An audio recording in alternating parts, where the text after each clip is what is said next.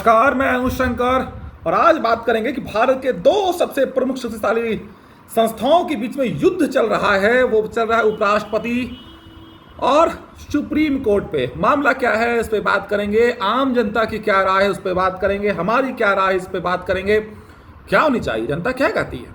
हम कोई पत्रकार नहीं है, अपनी बातों को इस मंच पर रखते हैं। उम्मीद करते हैं कि इन मुद्दों पे आप चर्चा करेंगे, जात पात धर्म को हटा के देश की लोकतांत्रिक व्यवस्था को मजबूत करेंगे। बात कुछ ये है कि उपराष्ट्रपति श्री जयदीप धनखड़ ने एक कमेंट्स किया राज्यसभा के, चूंकि राज्यसभा के सभापति हैं, उपराष्ट्रपति भी हैं, तो उन्होंने कहा कि सुप्रीम कोर्ट जो है वो राष्ट्रपति को आदेश नहीं दे सकता है, वो अपने आप को संसद से ऊपर नहीं समझे। बिल्कुल मैं इस स्टेटमेंट के साथ जयदीप धनखड़ सर के साथ हूं। और उन्होंने जो कहा कि सुप्रीम कोर्ट अपने आप को सुप्रीम नहीं समझे, ऐसा नहीं कि नियम जो है वो बनाने लगे, इन चीज़ों को नहीं करे। सुप्रीम कोर्ट का काम है इंटरप्रिटेशन करना, काम है उसका, संसद का काम है कानून बनाना, संसद का कार्य वो नहीं करे, उसका अतिक्रमण नहीं करे, इंक्रॉचमेंट नहीं करे। इन बातों का मैं समर्थन करता हूँ और बिल्कुल होना चाहिए, है ना।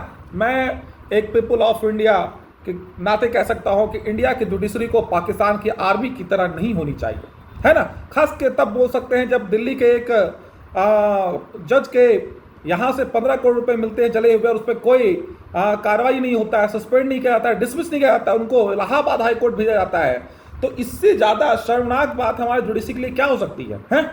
तो बात हम ये कर रहे हैं कि मामला हुआ क्या। मामला ये था कि तमिलनाडु की विधानसभा में एक के बाद एक 12 बिल पास करके भेजे गए और राष्ट्रपति, वहाँ के राज्यपाल जो हैं, जो राष्ट्रपति के एक टाइप से स्टाम्प कह सकते हैं, इनके व्यक्ति होते एजेंट होते हैं, उन्होंने साइन नहीं किया, लौटा दिया। फिर उन्होंने वापस विधानसभा से पास किया और राज्यपाल को भेजा, उसमें राज्यपाल को साइन करना होता है, पर उन्होंने ऐसा नहीं किया, रोक के गया। और फिर वो गए हाई कोर्ट, सुप्रीम कोर्ट गए और सुप्रीम कोर्ट से उन्होंने विजय किया। और सुप्रीम कोर्ट ने कमेंट करते हुए कहा कि राज्यपाल द्वारा ये कार्य जो है वो असंवैधानिक है।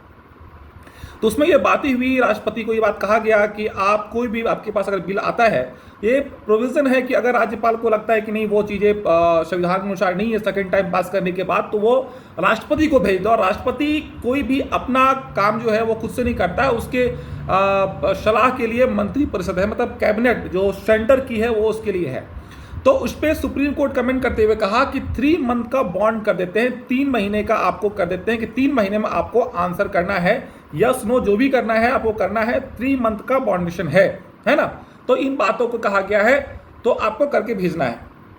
और ये 7 प्रोविजन है कि अगर विधानसभा 2 बार पास करके भेजती है तो राज्यपाल उसको रोक नहीं सकता है। फिर बाकी आप चैलेंज कर सकते हैं उसको हाई कोर्ट, सुप्रीम कोर्ट में कि नहीं, या असंवैधानिक है, चीज़ों पे कर सकते हैं, है ना। लेकिन वो नहीं कर सकते, रोक नहीं सकते हैं, वरना फिर पावर तो सारा राज्यपाल के पास हो जाएगा। तो फिर क्या मतलब रह गया कि लोगों ने विधायक चुना, फिर वो मंत्री बने और वहाँ पर कानून बनाने की बात हुई, तो वो तो गलत हो जाएगा ना। इन बातों पे लेकर बात हो रही थी। अब जो यहाँ पर जनता का मुद्दा है, जनता क्या सोचती है, यहाँ तो देख रही कि नहीं, उपराष्ट्रपति जो है, मतलब कि राज्यसभा का एक कह सकते हैं कि एक संवैधानिक पद जो है वो उस सर्वोच्च न्यायालय के, मतलब आर्टिकल 142 पे जो चल रहा है कि इंकरेजमेंट हो रहा है, ये बात हो रही थी। मैं बात 1-2 एग्जाम्पल देता हूँ कि सुप्रीम कोर्ट ने कहा था इसी प्रकार से कि जो एक व्यक्ति को नियुक्ति होगी निर्वाचन आयोग वाली, तो उसमें एक सुप्रीम कोर्ट के न्यायाधीश रहेंगे, एक विपक्ष का नेता रहेगा, एक सत्ता पक्ष का नेता रहेगा। तो जब सब लॉ नहीं बनता, फिर लॉ बना दिया गया कि नहीं, एक 2 रहेंगे सत्ता पक्ष से, 1 रहेंगे विपक्ष से, तो वो फिर चीज़ें हो गई। तो जुडिशरी क्या है कि एक जो नागरिक है, जैसे मैं एक नागरिक हूँ भारत देश का और झारखंड राज्य का निवासी हूँ, तो मैं क्या सोचता हूँ, मैं ये सोचता हूँ कि न्यायपालिका को स्वतंत्र होना चाहिए और विधायिका को भी स्वतंत्र होना चाहिए। न्यायपालिका जो अतिक्रमण कर रही है वो बिल्कुल सही बात नहीं, इंकरेजमेंट कर रही, वो ठीक काम नहीं कर रही, मैं इसके फेवर में नहीं हूँ, है ना। एक तो कॉलेजियम प्रणाली बनी हुई, भाई इसके फेवर में भी नहीं हूँ, ये सरासर गलत है, बिल्कुल सरासर गलत है कॉलेजियम प्रणाली, इसको हटानी चाहिए थी, है ना।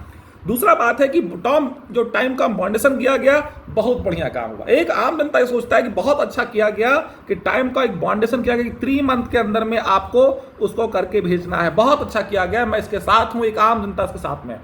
साथ ही साथ मैं ये कहता हूँ कि उसी प्रकार से जब कोई व्यक्ति केस फाइल करता है लोअर कोर्ट में, हाई कोर्ट पर, सुप्रीम कोर्ट में, वहां भी 3 मंथ का क्या होना चाहिए टाइम बॉन्डेशन की, 3 महीना में वहां पर भी आप उस व्यक्ति के केस को यस या नो, वो गिल्टी है या गिल्टी नहीं है, उस चीज को भी आप करके कंप्लीट कीजिए।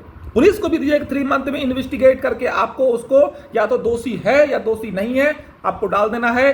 हाई कोर्ट भी इस चीज को करे, सुप्रीम कोर्ट भी इस चीज करे। 10 साल और 20 साल लोग जेलों में सड़ते नहीं रहे उनके केस की वजह से।